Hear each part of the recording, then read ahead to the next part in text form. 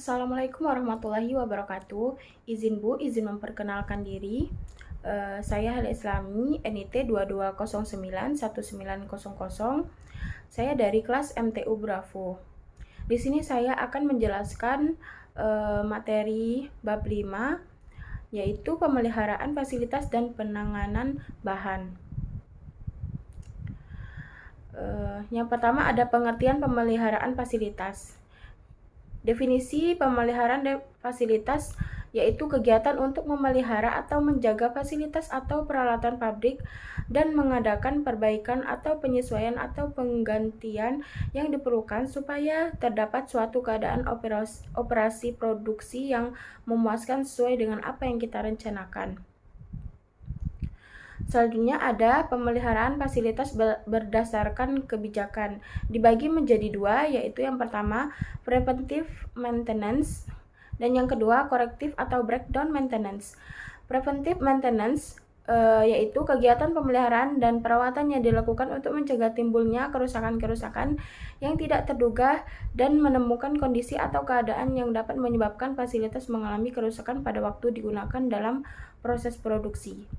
Nah, yang kedua, korektif atau breakdown maintenance yaitu kegiatan pemeliharaan dan perawatan yang dilakukan setelah terjadinya suatu kerusakan atau kelainan pada fasilitas atau peralatan sehingga tidak dapat berfungsi dengan baik.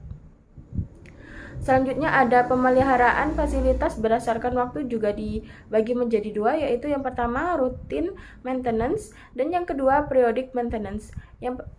Routine maintenance yaitu kegiatan pemeliharaan dan perawatan yang dilakukan secara rutin.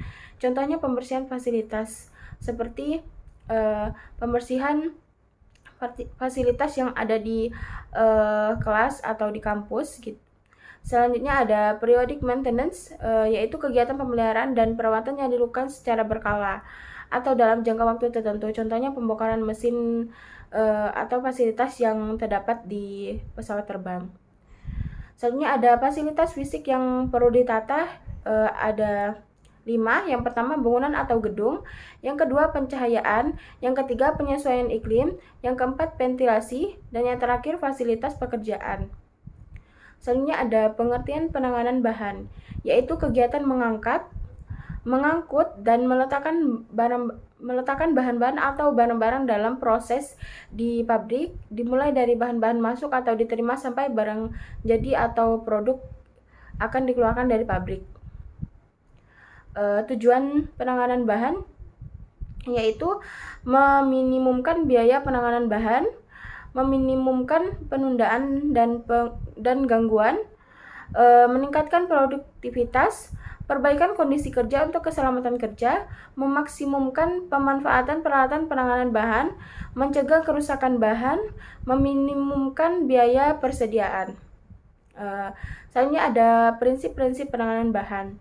Yang pertama ada terencana, sistem yang terintegrasi, pemanfaatan ruang yang maksimal, peningkatan kuantitas, ukuran, dan berat bahan, pemanfaatan gravitasi, mengoptimalkan aliran bahan, penyederhanaan proses, memerhatikan keamanan, mekanisasi, atau sesuai standar.